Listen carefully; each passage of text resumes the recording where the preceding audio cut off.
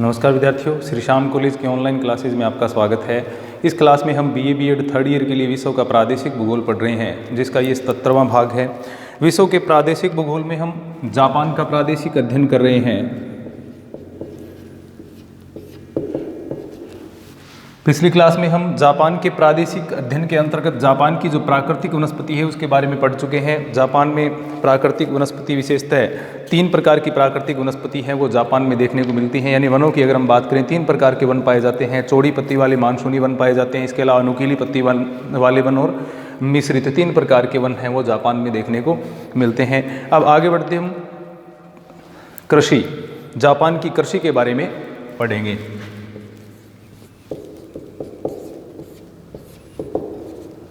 अब जैसा कि हम जानते हैं, जापान एक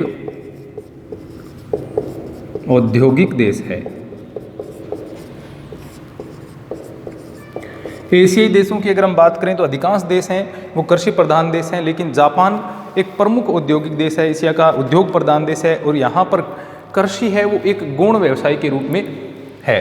तो मुख्य क्या है, उद्योग यानी औद्योगिक देश है, और कृषि क्या है, गौण। यानी कृषि का ज़्यादा यहाँ पर कृषि नहीं की जाती है।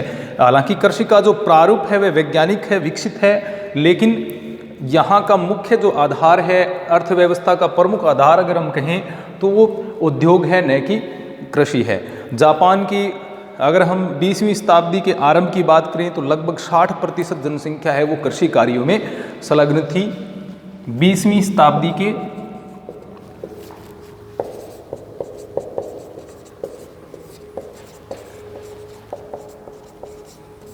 प्रारंभ में 60% जनसंख्या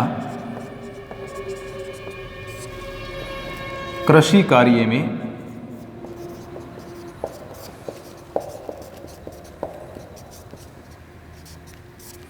संलग्न थी। यानी 20वीं शताब्दी की अगर हम प्रारंभिक दशक की बात करें, प्रारंभ की बात करें, तो लगभग यहाँ की 60% जनसंख्या है वो कृषि कार्यों में लगी हुई थी। लेकिन उसके पश्चात धीरे धीरे कृषि कार्य है वो, यानी जैसे जैसे उद्योगों का विस्तार हुआ वैसे वैसे कृषि पर निर्भरता है वो यहाँ पर अपने आप कम होती चली गई। और 1990 तक आते आते जापान की केवल 8% जनसंख्या ही 1990 तक या 1990 में जापान की केवल 8% जनसंख्या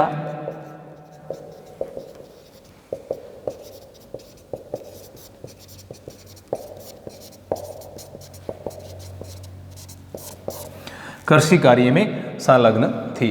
यानी केवल 8% जनसंख्या ही जापान में कृषि पर निर्भर करती थी। बाकी जो जनसंख्या है वह यहाँ पर उद्योगों पर आधारित होगी। यानी उद्योग है वो यहाँ की जनसंख्या का मुख्य, एक प्रकार से कह सकते हैं, व्यवसाय यहाँ पर बन गया था। यानी पूरी अर्थव्यवस्था है वो उद्योगों पर आधारित जापान की हो गई थी।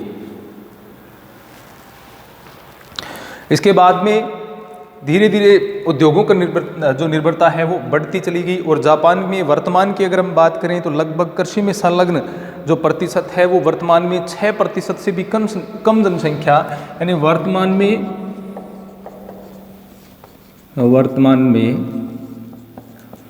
जापान की 6% से भी कम जनसंख्या कृषि कार्य में संलग्न है। यानी 6% से भी कम जनसंख्या ऐसी है जापान की जो कृषि कार्य में लगी हुई है। बाकी यहाँ पर अधिकांश जनसंख्या है वो औद्योगिक क्रियाकलापों में चली गई है। और जापान, जैसे कि हम जानते हैं, एक पहाड़ी देश है जिसकी कुल भूमि की अगर हम बात करें, जैसे हमने वन क्षेत्र देखा, वन क्षेत्र का भी अच्छा खासा विकास है वो जापान में है। यानी वन क्षेत्र है वो ज़्यादा पाया जाता है। तो यहाँ पर पहाड़ी भूमि ज़्यादा है।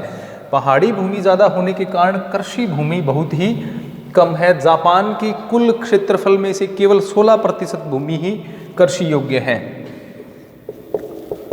जापान की केवल 16% भूमि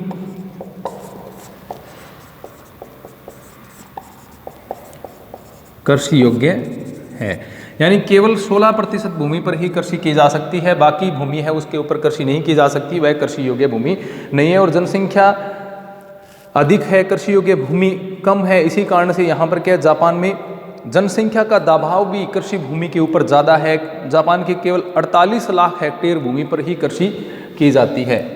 48 लाख हेक्टेयर भूमि पर यहाँ पर कृषि की जाती है। और कृषि भूमि पर जनसंख्या ज़्यादा है, क्षेत्रफल कम है, उसकी वजह से कृषि भूमि के ऊपर जनसंख्या का दबाव है वो भी ज़्यादा यहाँ पर देखने को मिलता है। वैसे भी कृषि भूमि कम है तो जनसंख्या को अन्य व्यवसायों की आवश्यकता होगी, क्योंकि कृषि भूमि का दबाव ज़्यादा बढ़ता है तो जनसंख्या को भरण पोषण के लिए अन्य जो रोजगार के साधन हैं उनके ऊपर निर्भर करना पड़ता है। जापान की विस्तृत भूमि पर पर्वतीय भाग हैं जो कि वनाच्छादित हैं। इसके अलावा जो केवल भूमि रहती है वह है नदी घाटियों में, डेल्टाओं में और सागर तटीय मैदान। कृषि के क्षेत्र कौन से हैं? नदी घाटी,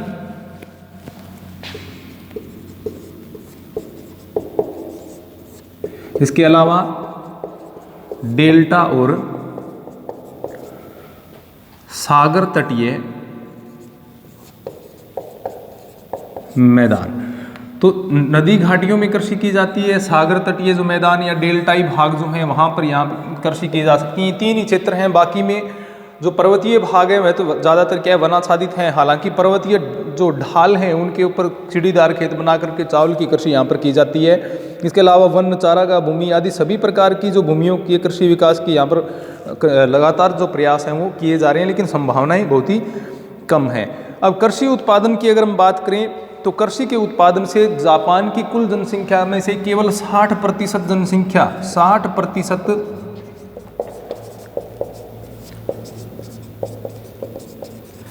जनसंख्या का भरण पोषण ही यहाँ की कृषि के द्वारा होता है। यानी जापान में जो कृषि उत्पादन होता है वो यहाँ की केवल 60% जनसंख्या के लिए उपलब्ध हो पाता है, बाकी इसको आयात के ऊपर निर्भर रहना पड़ता है।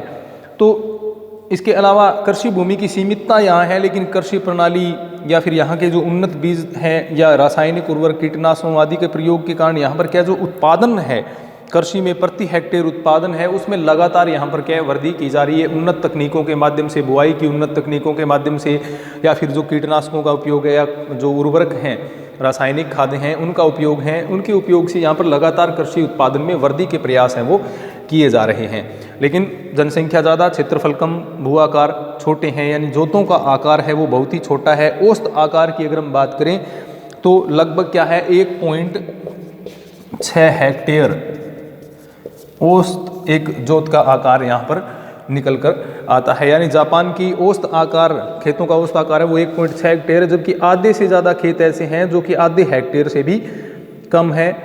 अब भूमि कम, जनसंख्या अधिक होने के कारण, जैसा कि हम जानते हैं जहाँ पर कृषि भूमि कम होगी और जनसंख्या ज़्यादा पाएगी मिलेगी, वहाँ पर कौन सी प्रकार की कृषि होती है? गहन कृषि।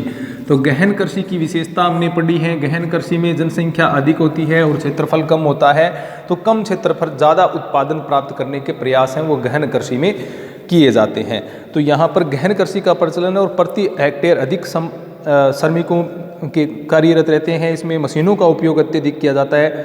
तो यहाँ पर बहुत सारी फसलों के, विश्व के अन्य जो बुआई के तरीके हैं, उत्पादन के तरीके हैं, उनसे अलावा अलग वैज्ञानिक तकनीकों का यहाँ पर विकास हुआ है। जैसे चावल की यहाँ पर अलग बुआई की विधि है और विश्व में सर्वाधिक प्रति हेक्टेयर उत्पादन लेने का यहाँ पर लिया जाता है। तो ये यहाँ की कुछ विशेष तकनीकें भी कृषि की रही हैं। प्रमुख फसलों की अगर हम बात करें, मेन क्रॉप्स ऑफ जापान या प्रमुख फसलें यहाँ पर कौन कौन सी है कृषि की, तो सबसे पहले नंबर 1 पर खाद्यान्न फसलों में आते हैं तो चावल का स्थान आता है। यानी या जापान में गहन कृषि के अंतर्गत एक ही खेत पर जैसे एक वर्ष में एक से ज़्यादा फसलें यानी 2 फसलें या 3 फसलें उगाने का कार्य किया जाता है। मुख्य फसलों में, खाद्य फसलों में विशेषतः हम बात करें, चावल है, गेहूँ, सोयाबीन, ज्वार, बाजरा, मक्का, आलू, शकरकंद, मूंगफली आदि की कृषि भी यहाँ पर की जाती है। यानी विभिन्न फसलों को छोटे छोटे क्षेत्रों में, छोटे छोटे खेतों में यहाँ पर बोने का कार्य है वो किया जाता है। व्यापारिक फसलों में विशेष फसल है चाय, इसके अलावा रेशम और तंबाकू तथा गन्ने का उत्पादन भी जापान में किया जाता है। लेकिन खेतों का आकार इनमें क्या रहता है, छोटा रहता है, क्योंकि जनसंख्या ज़्यादा है तो पर जोत का आकार है वो यहाँ पर छोटा है। तो सबसे महत्वपूर्ण पहली फसल की हम बात करें चावल, जापान की सबसे महत्वपूर्ण खाद्य फसल है ये। जापान की सबसे महत्वपूर्ण फसल है और सबसे महत्वपूर्ण खाद्य फसल भी चावल ही है। यानी सर्वाधिक उत्पादन फसलों में अगर हम बात करें तो चावल का उत्पादन होता है, और खाद्य में बात करें तो भी यहाँ पर सर्वाधिक उत्पादन है वो खाद्य फसलों में भी चावल का उत्पादन सर्वाधिक यहाँ पर किया जाता है। तो जापान की प्रमुख खाद्य फसल है चावल। चावल का उत्पादन यहाँ पर विभिन्न क्षेत्रों में जैसे छोटे छोटे खेत बना करके किया जाता है। जापान की कुल कृषि योग्य जो भूमि है उसके लगभग 1/3 भाग पर चावल की कृषि की जाती है। जापान की कुल कृषि योग्य भूमि के 1/3 भाग पर चावल की कृषि की जाती है। यानी जो कुल फसलें बोई जा सकती हैं कृषि योग्य भूमि है उसके 1/3 भाग पर यानी 30% से भी अधिक यहाँ पर चावल की कृषि कुल कृषि योग्य भूमि के क्षेत्र पर की जाती है। यानी सर्वाधिक क्षेत्रफल पर बोई जाने वाली फसल कौन सी है जापान की, वह है चावल। यहाँ चावल की खेती समतल भागों में नहीं, इसके अलावा क्या है जो यानी समतल भाग जो है विशेषतः डेल्टाई भाग या सागर तटीय मैदानी भाग है वहाँ तो चावल की कृषि की ही जाती है। लेकिन इसके साथ साथ में यहाँ पर जो सीढ़ीदार खेत बनाए जाते हैं, यानी जो पर्वतीय ढाल है वहाँ पर सीढ़ीदार खेत बना करके भी चावल की कृषि है वो जापान में की जाती है। तो एक तो मैदानी भागों में साथ साथ में जो पर्वतीय भाग हैं उनके ऊपर सीढ़ीदार खेत बना करके उनके ऊपर भी चावल की कृषि है वो की जाती है। जापान में अब जैसे जापान की जलवायु हम जानते हैं आर्द्र मानसूनी जलवायु है जो कि चावल की कृषि के लिए उपयुक्त है, क्योंकि चावल की फसल है उसको आर्द्रता की अधिक आवश्यकता होती है। विशेषतः जो दक्षिणी भाग है वह चावल की कृषि के लिए ज़्यादा उपयुक्त है। इसका धान के पौधों को यहाँ पर पंक्तिबद्ध रूप में जापानी विधि के द्वारा बोया जाता है, जिससे क्या है जो विश्व के अन्य देश हैं उनकी तुलना में यहाँ पर प्रति हेक्टेयर उत्पादन है वो ज़्यादा होता है। अब चावल के उत्पादन की बात करें तो विशेषतः मध्य होंशु, ये जो 3 द्वीप यानी होक्काइडो जो द्वीप है उसके अलावा जो 3 द्वीप हैं विशेषतः दक्षिणी भाग जो है उनमें एक तो यानी उत्पादन कहाँ पर, एक मध्य होंशु द्वीप, उसके अलावा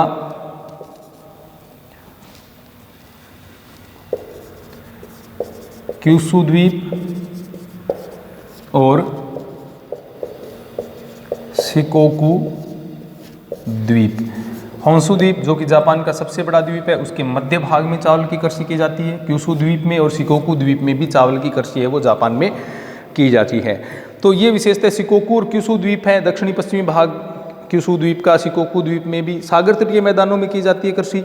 अब यहाँ पर 3 फसलें हैं वो चावल की प्राप्त की जाती हैं, यानी अलग अलग क्षेत्रों के हिसाब से 3 प्रकार के चावल यहाँ जापानी भाषा में जैसे मैदानी चावल है उसको कहते हैं हाटा। मैदानी चावल क्या कहलाता है, मैदानी चावल, इसका नाम होता है हाटा, HATA, हाटा, ये मैदानी चावल है। दूसरा जो पर्वतीय भागों में चावल बोए जाते हैं, पर्वतीय भागों में या जिसको हम कह सकते हैं पहाड़ी भागों में जो चावल बोया जाता है उसको कहा जाता है कोटा। पर्वतीय भाग में बोया जाने वाला जो चावल है उसको कहा जाता है कोटा, ये पर्वतीय भागों का चावल है। इसके अलावा जो दलदली भागों में चावल बोया जाता है, दलदली भागों में जापान में जो चावल बोए जाते हैं उनको टा के नाम से जाना जाता है, दलदली भाग में उत्पन्न होने वाला चावल।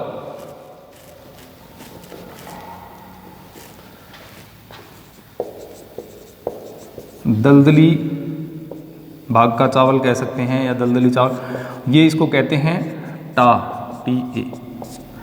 तो इस प्रकार से मैदानी भाग का चावल हाटा कहलाता है, पर्वतीय भाग का कोटा और दलदली भाग का चावल है उसको कहा जाता है टा। तो ये 3 प्रकार की यहाँ पर फसलें हैं चावल की, जो कि विशेषतः ये 3 द्वीपीय क्षेत्र हमने पढ़े, जिसमें होन्शु द्वीप है या दक्षिणी पश्चिमी क्यूशु द्वीप है, मध्य होन्शु द्वीप, दक्षिणी पश्चिमी क्यूशु द्वीप और शिकोकू द्वीप में चावल की कृषि है वो की जाती है।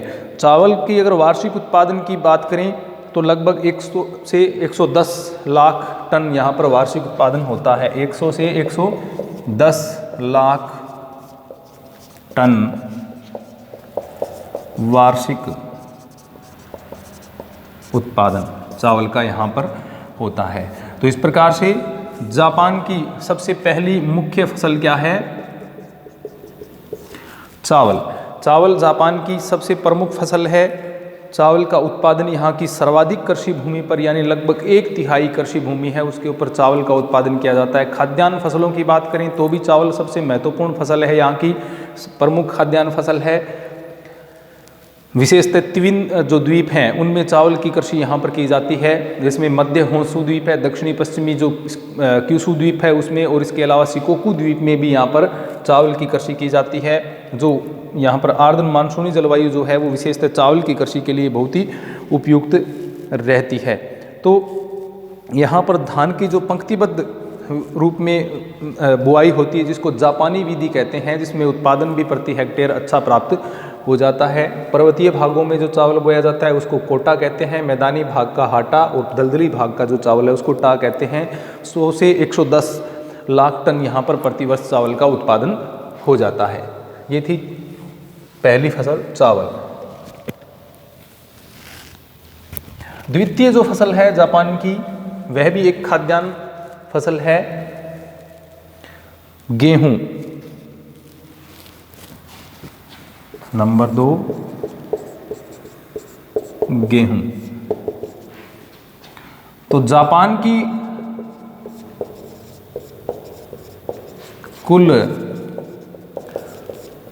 कृषि भूमि के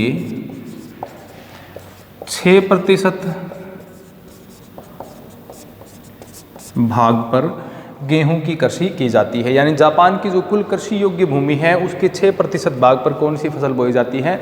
गेहूं की फसल है वो बोई जाती है। तो सबसे ज़्यादा चावल बोया जा रहा है। उसके बाद में जो दूसरी प्रमुख फसल की हम बात करें तो गेहूं है। मुख्यतः उत्पादन क्षेत्रों की बात करें, होन्शु द्वीप के तटीय भाग सबसे बड़ा जो द्वीप है उत्पादन क्षेत्रों में, होन्शु द्वीप का तटीय भाग। इसके अलावा पश्चिमी क्यूशु द्वीप, इसके अतिरिक्त होक्काइडो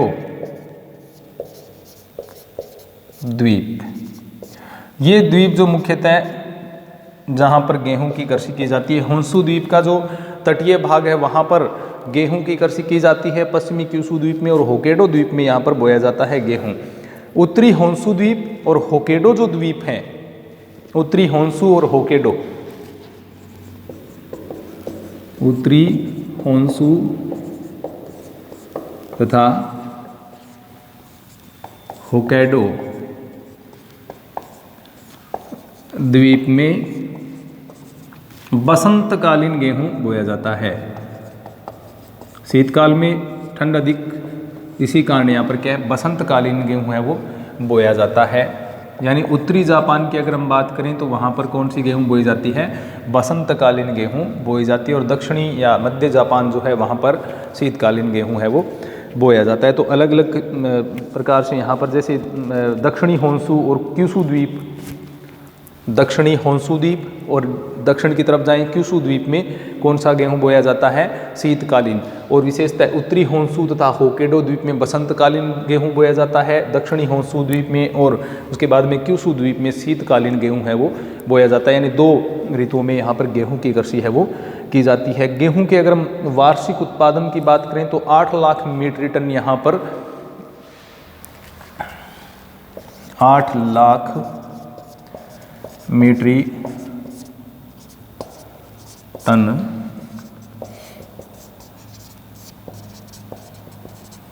वार्षिक उत्पादन यहाँ पर गेहूं का होता है। तो जापान की दूसरी प्रमुख फसल की बात करें तो जो कि उसके लगभग 6% कृषि भूमि पर बोई जाती है, गेहूं की फसल है और उसका उत्पादन होन्शु द्वीप में, इसके अतिरिक्त जो पश्चिमी क्यूशु द्वीप है, होक्काइडो द्वीप है, यहाँ पर जापान में गेहूं की कृषि मुख्यतः की जाती है। जापान में 2 प्रकार का गेहूं बोया जाता है। उत्तरी जो भाग हैं यानी होन्शु और होक्काइडो द्वीप का भाग है, उत्तरी होन्शु द्वीप, और उसके बाद में उसके ऊपर जो सबसे उत्तरी द्वीप है जापान का, होक्काइडो द्वीप, वहाँ पर बसंतकालीन गेहूँ बोया जाता है।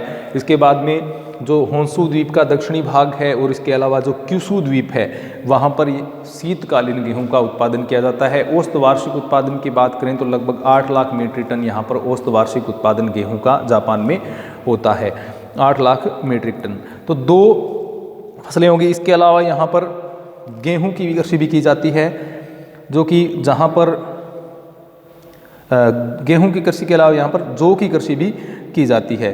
तो जहाँ पर गेहूं की कृषि हो सकती है उन्हीं क्षेत्रों में भी लगभग क्या है, जापान में जौ की कृषि भी की जाती है। और जापान की लगभग कृषि भूमि की बात करें तो तीसरी फसल जौ, 5% कृषि भूमि पर, जापान की कुछ जो कुल कृषि भूमि है उसके 5% कृषि भूमि पर जौ की कृषि की जाती है और 2 लाख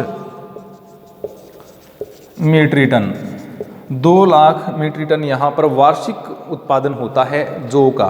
तो क्षेत्रों की बात अगर हम करें तो होन्शु द्वीप, होक्काइडो द्वीप और क्यूशु द्वीप में जौ की कृषि की जाती है, यानी जहाँ पर गेहूं की कृषि की जाती है उन्हीं क्षेत्रों में जौ की कृषि भी जापान में की जाती है। तो ये 3 फसलें हमने देखी, जिसमें पहली फसल चावल, दूसरी गेहूं और तीसरी जौ है वो भी उन क्षेत्रों में जहाँ पर गेहूं की कृषि की जाती है। जापान के कुल कृषि भूमि के 5% भाग पर बोया जाता है और इसका उत्पादन है वो लगभग 2 लाख मीट्रिक टन के आसपास होता है वार्षिक।